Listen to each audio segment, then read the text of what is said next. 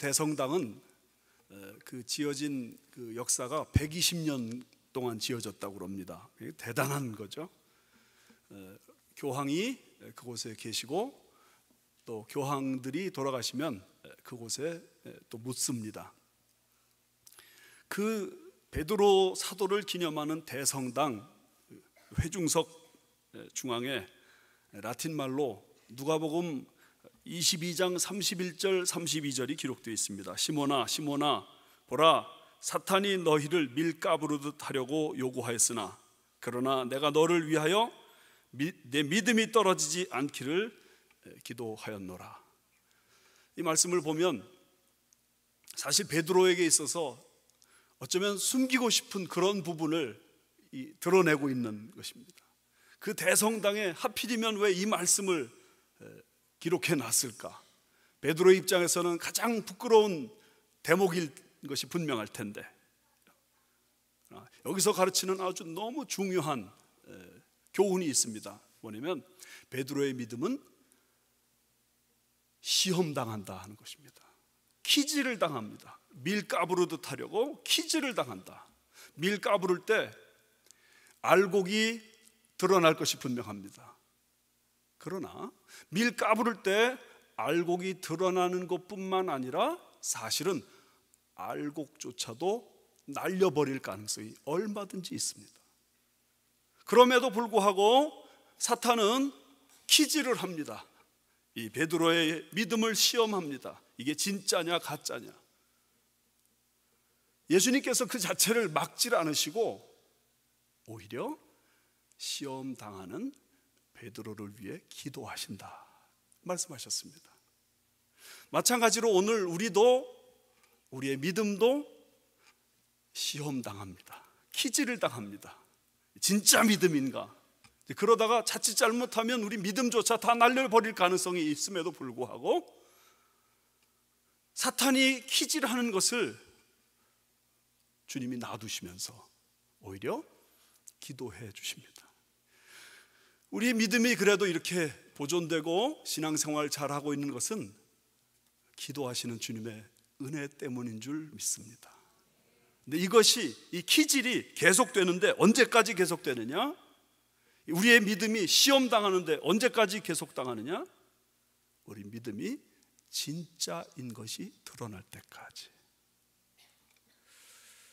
여러분, 요셉의 믿음이 진짜였습니까? 나름대로 진짜였겠죠.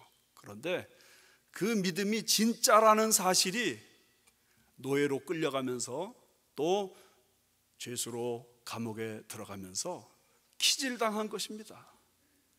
하나님께서 허락하시고 그리고 두고 봤더니 요셉이 국무총리가 되는 그 순간까지 그 믿음이 흔들리질 않았습니다. 이거 진짜 믿음이구나. 그런 의미에서 요셉의 생애에 있어서 사실 국무총리 됐다는 게 중요한 게 아닙니다.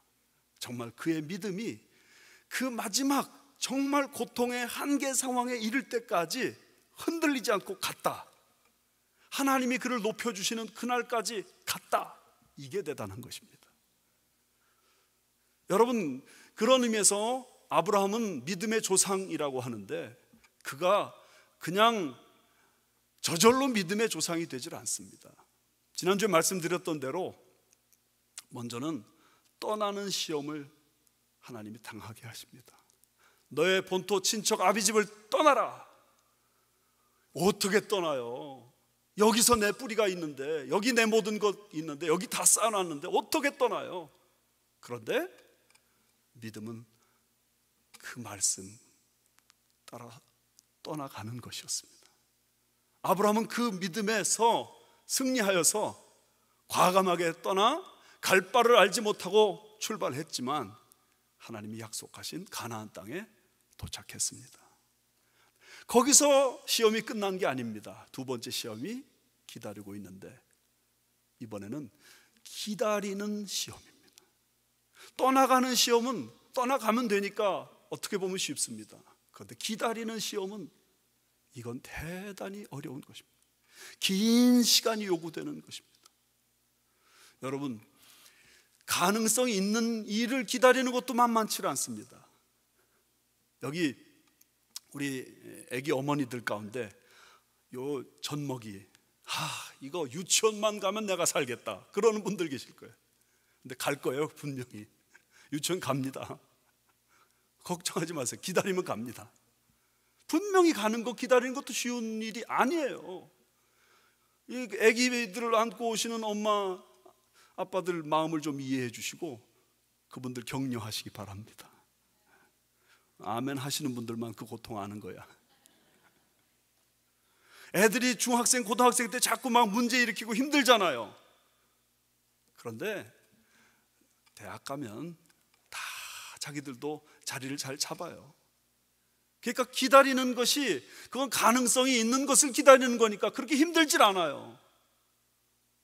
기다리는 것 중에는 가능성이 안 보이는 것도 있어요. 그거 기다릴 수 있을까요? 경제적인 문제 계속 노력하는데 안 풀리는 거예요. 이 문제 언제까지 도대체 기다려야 되는가? 이런 게 있어요. 질병의 문제, 이게 진짜 나을지 죽을지 알 수가 있어야죠. 어떤 책 보니까 암을 이기는 방법에 관한 책인데, 암은 어떻게 이겨야 되느냐? 오기로 이기래요. 오기로 이겨라. 그러니까 막 견디라는 거겠죠.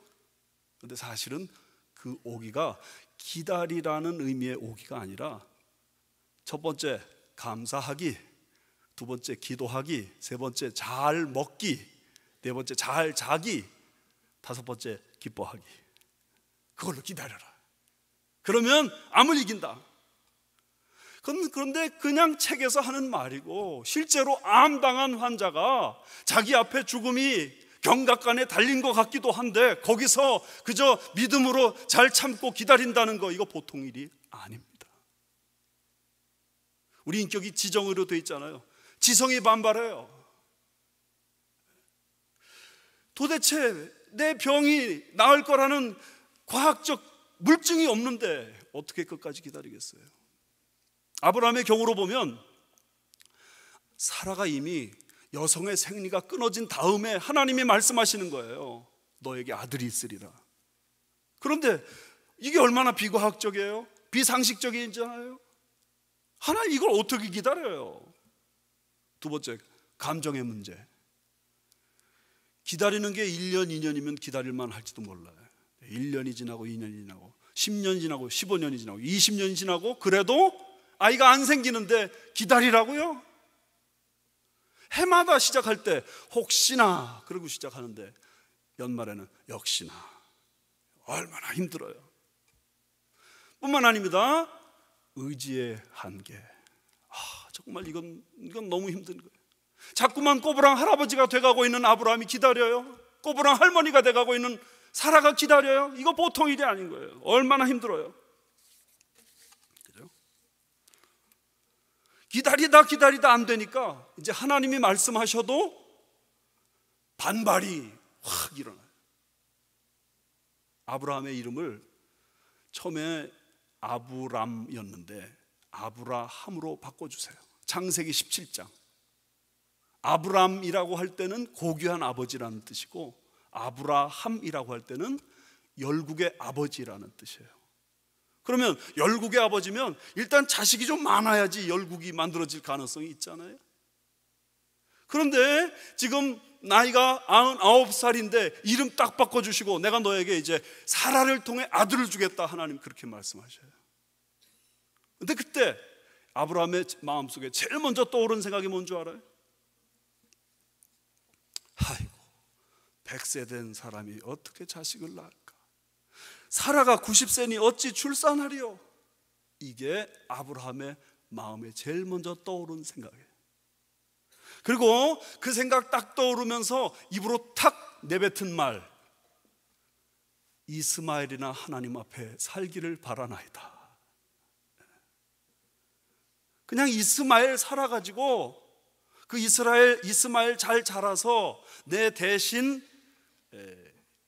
이제 가업을 이어받으면 나 그걸로 만족하겠습니다. 여러분, 그러니 정말 우리의 지성과 우리의 감정과 의지가 다 고갈된 상태에서 그래도 또 기다려야 된다? 그럴 때 여러분 기다리실 수 있겠어요? 그래서 아브라함이 이스마엘이나 잘 살기 바랍니다, 그렇게 말했을 때 하나님이 창세기 17장 19절에 이렇게 말씀하세요. 내 아내 사라가 아들을 낳으리니 너는 그 이름을 이삭이라 하라. 내가 그와 내 언약을 세우리니 그의 후손에게 영원한 언약이 되리라. 약속의 말씀을 다시 한번 탁 던지셨을 그때 아브라함이 그 말씀을 탁 받아들여요. 그리고 다시 그 약속을 붙잡고 벌떡 일어나요. 일어나서 그가 행한 일이 뭐냐면 하나님의 말씀대로 할례를 받는 사건이에요. 남자의 생식기마다 아브라함 자신부터 칼로 잘라내면서 하나님의 약속이 이루어질 줄 믿습니다 하고 벌떡 일어나서 1년을 지나니 옥동자가 태어납니다. 할렐루야. 여러분, 믿음은 그 날을 기다리는 것입니다. 하나님이 역사해 주셔서 내가 그렇게 바라고 그렇게 소원하던 것이 이루어지는 그 날을 기다리는 거예요. 아니, 하나님이 약속하신 그 약속이 내 삶 속에 성취되는 그 날을 기다리는 것이 믿음입니다. 이 믿음이 어떤 것인지, 기다리는 믿음이라는 게 어떤 것인지 간단히 말씀드리겠습니다. 첫 번째, 믿음으로 기다린다는 것은 먼저 약속받은 시점에서 시작된다, 이 말씀을 좀 드려야 될 것 같습니다. 믿음으로 기다리는 건 언제부터 시작되느냐? 약속을 받은 그날부터 시작됩니다. 이 말은 뒤집으면 이런 뜻이 됩니다. 약속을 받지 않았으면 믿음으로 기다린다고 되는 게 아니다. 제가 지금 드리고 싶은 말씀은 이런 말씀입니다. 아브라함이 사라를 통해서 자손을 낳게 된다는 이 약속을 언제 받는가? 75세에 받습니다. 75세. 그럼 아브라함이 결혼한 건 언제? 몰라요. 성경에 안 나오니까. 하지만 이삭이 40살에 결혼한 걸 보면 아마 늦게 잡아도 아브라함은 30살, 35살 결혼했을 것이다. 학자들이 그렇게 추측합니다. 그러면 30살에 결혼했다고 하고 몇 살이 될 때까지 아이가 없었어요? 75세가 될 때까지. 몇 년 동안? 45년 동안. 근데 이 기간 동안에는 하나님이 약속하신 게 없는 겁니다. 여러분, 결혼하면 아이를 낳는 거, 이거 당연하게 생각하지만 사실은 어떤 가정은 하나님이 결혼해도 아기를 허락하지 않으실 수 있습니다. 하나님의 어떤 특별한 섭리와 특별한 경륜에 의해서 그런 일이 벌어지는 거예요. 그러므로 아기가 생긴 것 자체를 정말 하나님의 축복으로 생각하고 그 아기를 주신 하나님의 뜻이 무엇인가 아기를 가지신 분들마다 진지하게 물어야 될 줄 믿습니다. 자, 그런데 제가 지금 드리고 싶은 말씀은 이겁니다. 아기를 주겠다는 그 약속을 언제 하나님이 주셨느냐? 75세부터. 그러니까 그 이전까지는 사실 아무것도 아닌 거예요.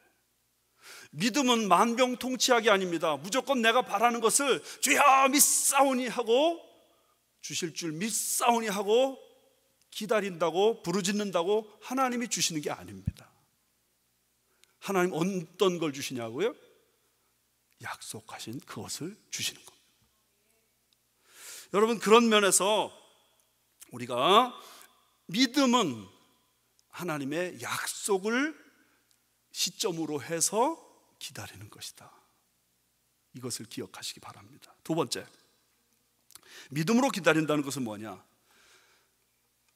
종종 중단될 수도 있다.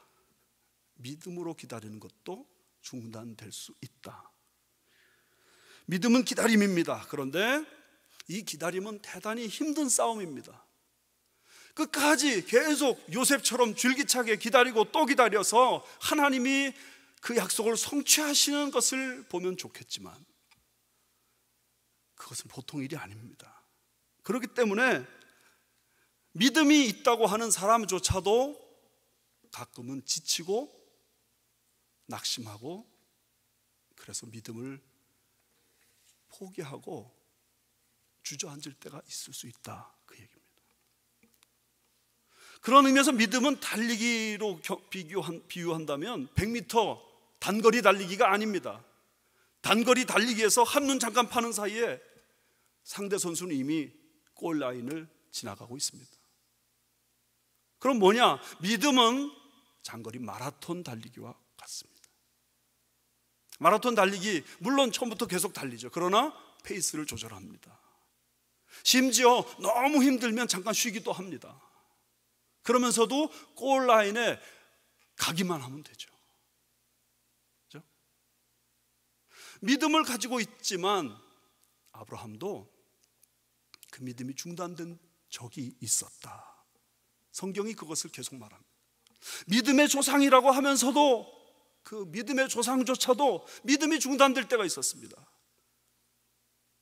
하나님이 사라를 통해 주신다고 분명히 약속했지만 왠지 그건 좀 너무 과장이 심한 말씀인 것 같아. 하나님 편에서 내가 뭔가 좀 하나님을 보호해 드리는 일을 해야 될 것 같아. 그래서 생각해낸 것이 하갈이라는 여자를 통해서 이스마엘을 낳는 일입니다. 이스마엘을 낳고 하나님은 13년 동안 아브라함을 만나주질 않았어요. 왜냐하면 하나님의 그 약속의 말씀을 외면했기 때문에. 그러므로 25년 동안 기다렸다고 하지만 사실 13년 동안은 불신과 그리고 시험 든 기간이었습니다. 그런데 하나님은 오늘 히브리서 말씀에서 아브라함이 시험 들었던 그 이야기는 하나도 하지 않으시고, 아브라함은 사라는 믿음으로 기다려서 그 아들을 받았다. 하나님이 미쁘신 분이라고, 충성스러우신 분이라고 확신하고 기다렸다, 그렇게 말씀하고 있습니다. 이걸 보면 확실히 믿음은 중단될 수도 있다. 지난번 우리 교회 성금요일 예배 때 베드로의 고백이라는 공연 참 잘했습니다. 별로 공감이 안 되시나 본데, 저는 그 연극 보고 나중에 또 이렇게 동영상으로 나온 걸 또 보고 그러면서 참 잘 만들었다 그랬습니다. 그때 대단했습니다. 복장도 잘 만들었고 무대 설치도 잘했고 협력하시는 분들도 굉장히 적극적으로 협력해 주시고 모든 게 하여튼 너무너무 잘 됐습니다. 제가 볼 때 뭐가 특별히 좋았느냐? 성경 이야기를 하면서, 사실 성경에 나오지 않는 이야기들도 이렇게 삽입해 가면서 성경의 그 뼈대를 흐트러뜨리지 않으면서 성경이 전하고 싶어하는 그 메시지를 고스란히 너무 잘 전했다. 제가 그게 마음에 특별히 와닿았습니다. 무슨 얘기냐면, 베드로가 예수님을 3번 부인하잖아요. 근데 3번 부인하고 나서 닭이 우는 소리를 듣고는 깜짝 놀랍니다. 내가 주님을 부인했다니 하고 너무 좌절해가지고 엎어져 있는데, 그 순간 마리아 원이 등장합니다. 그러면서 베드로에게 이렇게 말합니다. 아니, 예수님이 어떤 분이신데 당신이 예수님을 부인한단 말이에요. 어쩌면 그럴 수가 있단 말이에요. 배우가 막 울면서, 진짜로 막 울면서. 근데 저는 그 얘기가 너무 감동이 되더라고요. 사실 그렇잖아요. 예수님이 우리를 위해서 행하신 일이 얼마나 대단한 일인데 어떻게 그 주님을 그렇게 부인하고 저주하고 맹세할 수 있냔 말이죠. 근데 그 얘기는 성경에 안 나온단 말이에요. 그래서 참 잘 만들었다 생각했는데, 그 다음에 무슨 장면이 벌어지냐면, 베드로가 그래, 나 같은 놈은 살 가치도 없어, 차라리 죽어버리는 게 좋겠어 하고 자살하겠다고 이쪽에서 저쪽으로 갔어요. 그때 마리아 2가 등장해가지고 또 이제는 반대편 쪽의 이야기를 하는 거예요. 뭐라고 말했어요? 만약에 당신이 자살한다면 예수님이 십자가 지는 의미 자체가 없어지는 거잖아요. 그것도 성경에 안 나와요. 근데 정말 그 이야기를 보면서 너무너무 우리 현실에 각색해서 잘 복음을 설명했다, 그 생각이 들더라고요. 여러분, 베드로는 넘어진 사람입니다. 베드로는 실수하고 실패한 사람입니다.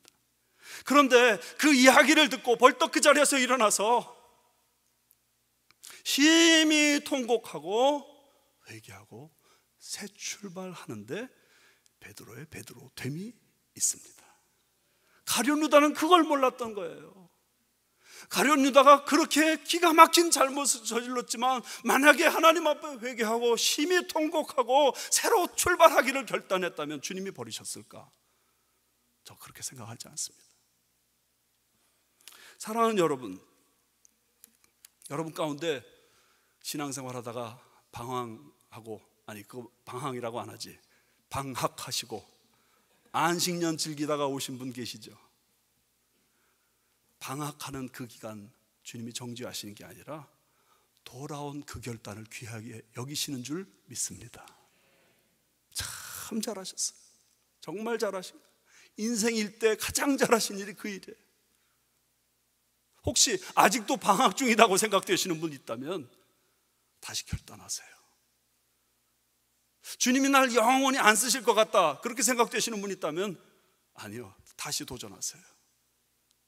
주님이 과거에 잘못한 거, 과거에 실수한 거 다 덮으시고 새 출발해라 그러시는 줄 믿습니다. 또 한 가지 이 말씀에서 중요한 것도 있습니다. 믿음으로 기다린다는 것은 응답의 키를 가지고 있는 사람이 바뀔 때까지 기다리는 것이다. 응답의 키를 가지고 있는 사람이 바뀌는 때까지 기다려주는 게 이게 믿음으로 기다리는 것이다. 이게 무슨 말인지 이해가 잘 안 되실 텐데 들어보십시오. 여기 히브리서 11장 말씀 보시면 믿음으로 사라 자신도 나이가 많아 단산하였으나 잉태할 수 있는 힘을 얻었으니 이는 약속하신 이를 미쁘신 줄 알았습니다. 제가 지난 시간에 말씀드렸습니다. 여기 이 말씀은 믿음으로 사라조차도, 그러니까 이 말씀 속에 이미 아브라함은 믿음으로 서 있는 것을 전제로 하고 있다고 말씀드렸습니다. 근데 사라 자신이 잉태할 수 있는 힘을 얻었다 그랬는데 여기서 주어는 당연히 사라입니다. 사라가 잉태하는 거니까. 그런데 헬라어로 잉태하는 힘을 얻었다는 이 말이 카타볼레 스페르마토스 그렇게 되어 있습니다. 카타볼레 스페르마토스, 이 말은 무슨 뜻이냐? 정자를 사정해서 임신시키는 능력을 가리킵니다. 그럼 정자를 사정해서 임신시키는 능력은 여자에게 있어요? 남자에게 있어요? 당연히 남자에게 있죠. 이게 도대체 어떻게 된 겁니까? 잉태하는 것 자체는 여인이 하는 건데 오늘 이 말씀은 정자를 사정해서 임신시킨 능력이 아브라함에게 있어서 그 아브라함이 그 능력을 베풀었는데, 그런데 사라가 아직 믿음이 준비가 안 된 거예요. 그래서 계속 그 성취가 이루어지지 않은 거예요. 그런데 시간이 지나면서 아브라함의 그 믿음의 능력이 사라 쪽에서 받아들여지는 능력으로 바뀌어져 버렸어요. 그러자 잉태가 이루어졌다, 그런 의미입니다. 무슨 뜻이 되냐면 아브라함이 이 문제의 키를 갖고 있는 게 아니라 잉태하는 문제의 키는 사라에게 있었다. 근데 사라가 수동적인 입장으로, 피동적인 입장으로 잘 받아들여지지 않았습니다. 하나님 말씀하신 것에 대해서 아브라함은 받았지만 사라는 못 받은 거예요. 근데 아브라함의 그 강력한 믿음이 사라에게 전해져서 사라 자신도 그것을 수용하게 됐다, 그런 말입니다. 이렇게 따지면 하나님의 언약을 성취하는 이것을 가로막는 게 사실 내 자신 때문에 가로막히는 게 아니라 나 외에 다른 사람들 때문에 가로막힐 수 있는 것이다, 그런 의미가 됩니다. 여러분 가운데 이런 분들 계시잖아요. 자신은 신앙생활 하면서 너무 좋은 거예요. 그러면서 남편에게 신앙생활 좀 하라고 그렇게 말하지만 그 남편이 신앙생활 받아들이질 않아요. 우리는 계속 교회 나오는데 교회 나오는 입구까지 데려다 주긴 하면서 그냥 가버린단 말이죠. 아이들이 우리는 신앙생활이 너무 좋아가서 예수 잘 믿으려고 몸부림치는데 아이들이 그걸 받아들이질 않아가지고 엄마 아빠 입장에서 너무 속상한 그런 부모님들 이 자리에 계실지 모르겠어요. 그럴 때 우리 마음은 몇 번 해보다가 안 되니까 에이 싫으면 그만둬 하고 내팽개쳐 버리고 싶은 마음인데 하나님은 그러지 않으시다는 거예요. 아브라함이 가지고 있는 그 믿음이 사라를 통해서 열매로 나타나는 것처럼 하나님은 그 지금 말 안 듣는 남편, 그 말 안 듣는 아이를 통해서 열매를 맺기를 원하시는 겁니다. 그럴 때 나는 어떤 사람이 되어야 되느냐? 하나님이 기다리시는 것처럼 기다리면서 하나님의 하시는 일을 지켜보는 사람이 되어야 한다는 것입니다. 여러분, 세계에서 가장 유명한 기독교인이 누구예요? 한 사람만 꼽으라 그러면 아마 누구든지 다 빌리 그레함 목사님 말하겠죠. 그 빌리 그레함 목사님이 얼마나 위대한 신앙인입니까? 그런데 그의 따님 지지 그레함도 정말 훌륭한 신앙인이었어요. 그래서 아이를 7이나 낳았는데 그 기르는 아이들을 전부 하나님의 말씀으로 잘 양육하려고 몸부림치셨어요. 어린 아이들이 어릴 때부터 말씀으로 잘 양육받아서 정말 예수만 섬기는 복된 가정이었던 거예요. 그런데 중간쯤 있는 아들 튤리안이라는 아들이 잘 믿음 안에서 성장을 하다가 사춘기 때부터 틀어지기 시작했어요. 처음에는 학교를 잘 안 가니까 이제 엄마가 학교에 자꾸 불려갑니다. 학교에 상담받으러. 그래서 뭐 좀 나아지겠지 했는데 이게 안 되는 겁니다. 아들이 마약에 빠지고 폭력에 빠지고 절도 죄를 저지르고, 그래서 경찰이 뭐 커다란 개를 세퍼트를 데리고 와가지고 집에서 마약 검사한다고 수사를 하질 않나. 이게 막 심각해졌습니다. 그래도 나아지겠지 그랬는데 나아지질 않았습니다. 16살 되는 날 아예 집을 떠나가 버렸습니다. 그것도 장장 6년 동안 떠나갔어요. 그 어머니가 지지 그레함이 날마다 울면서 세월을 보냅니다. 하나님의 도우심을 호소합니다. 어머니로서 할 수 있는 게 정말 너무 없다는 그 절망감 속에 휩싸이면서 기다리고 또 기다리는데 그 아들이 돌아오질 않는 겁니다. 그때 쓴 시가 있습니다.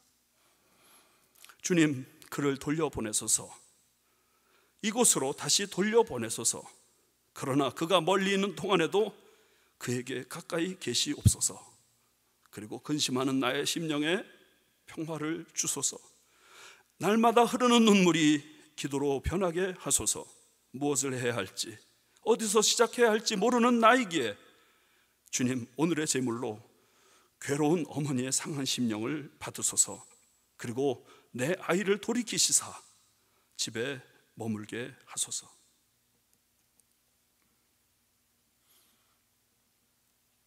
이때 이 지지 그레함이 깨달은 게 있대요. 할 수 있는 일이 있고 할 수 없는 일이 있다. 그래서 할 수 있는 일, 기도 열심히 하는 일, 그거 했대요. 할 수 없는 일이 있다. 아들을 돌아오게 하는 일, 그거 할 수 없다. 그 할 수 없는 일은 그냥 하나님께 맡긴 거예요.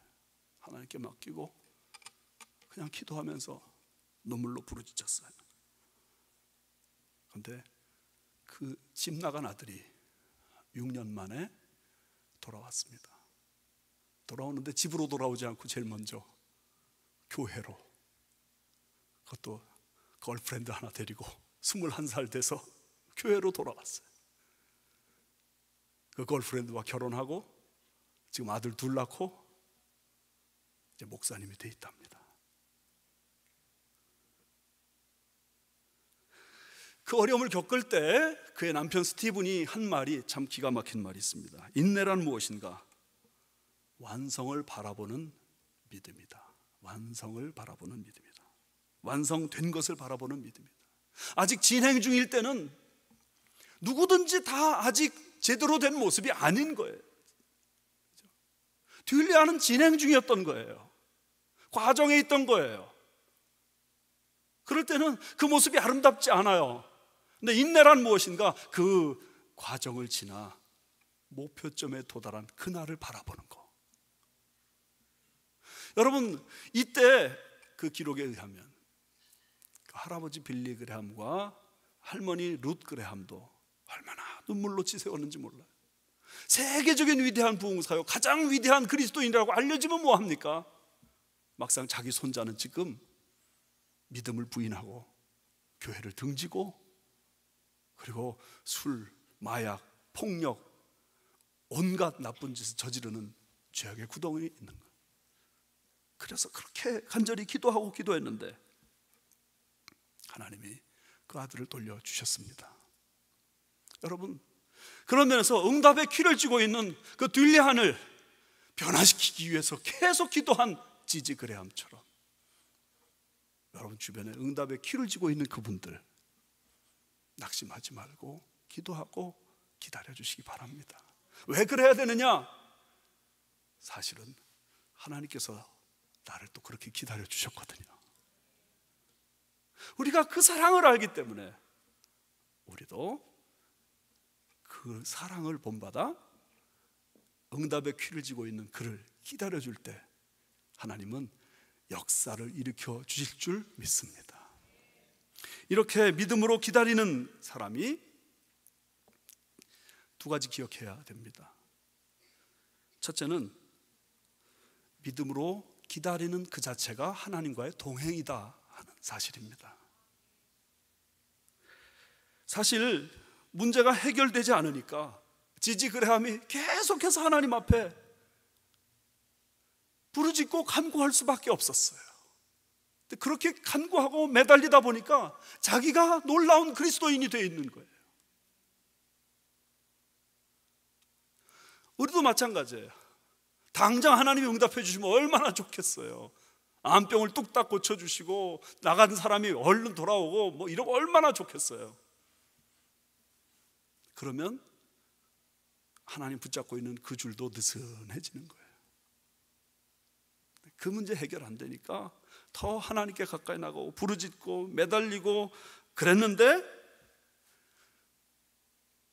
아들은 돌아오고 자신은 그동안 하나님과 깊은 동행의 삶을 산 거예요. 그러므로 여러분, 내게 인내하게 하는 그 문제, 그것 때문에 낙심하지 말고 오히려 감사하시기 바랍니다. 또 하나, 그 인내하는 그 문제, 그날이 오면 해결될 것이라고 믿음으로 선포하고 끝까지 나가시는 저와 여러분 되시기 바랍니다. 또 한 가지, 믿음으로 기다리는 사람이 기억할 것이 있습니다. 그건 뭐냐면 믿음으로 기다린다 해도 내가 바라는 대로 되지 않을 수 있다 하는 사실. 하나님은 하나님의 때에 하나님의 뜻을 이루십니다. 그것은 나의 때와 다를 수 있습니다. 아브라함은 열국의 아버지라는 이름을 부여받았는데 사실 그의 생애 동안에는 겨우 아들 하나 이삭을 본 것이 전부 다였습니다. 그러니까 하나님이 약속하신 것이 아브라함의 생애 동안에는 다 이루어졌다고 말을 할 수가 없었습니다. 그것을 오늘 성경 히브리서 11장에서는 이렇게 말합니다. 이 사람들은 13절에 다 믿음을 따라 죽었으며 약속을 받지 못하였으되, 믿음을 따라 죽었다는 말은 끝까지 믿음을 지켰다는 말이고, 약속을 받지 못했다는 말은 약속의 성취를 그가 누리지 못했다, 그런 말입니다.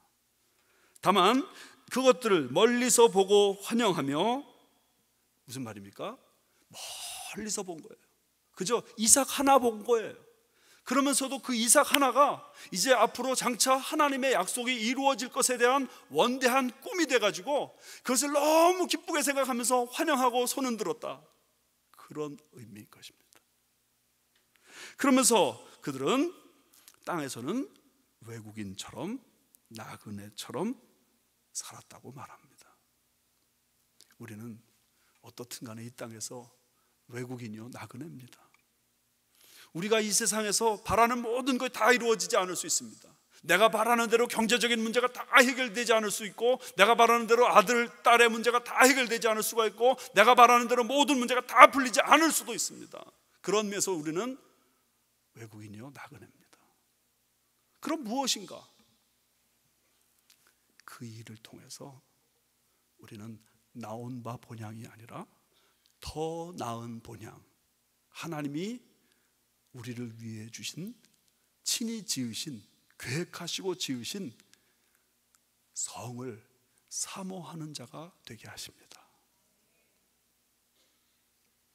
어떨 때 교인들의 삶에 어떤 문제가 막혀서 안타까운 모습을 지켜볼 때 목회자로서 능력은 없고 도와주지 못해 정말 가슴이 끓을 때가 있습니다. 그럴 때 목회자로서 하나님 앞에 이렇게 부르짖을 때가 있습니다. 주님, 목회를 하게 하시려면 능력도 주셔야죠. 너무 안타깝습니다. 그러나 그런 모든 문제가 해결되지 않는 삶의 현장 속에서 결국 이 땅에 대한 집착, 애착, 욕심이 사라지고 저 하나님 나라에 대한 열정이 회복되는 것을 볼 때 결국은 무릎을 치면서 이렇게 말합니다. 하나님이 행하심이 옳도다. 사랑하는 여러분, 믿음은 그날을 기다리는 것입니다. 그날을 기다리세요. 하나님이 약속하신 그것이 반드시 이루어질 것입니다. 그때까지 흔들리지 마십시오. 만약에 흔들려서 넘어졌다면 툭툭 털고 다시 일어나면 됩니다. 부디 믿음을 그날까지 기다리는 것으로 깊이 이해하고 인내의 삶을 잘 사셔서 칭찬받으시는, 상 받으시는 주님의 자녀 되시기를 주님의 이름으로 축원합니다.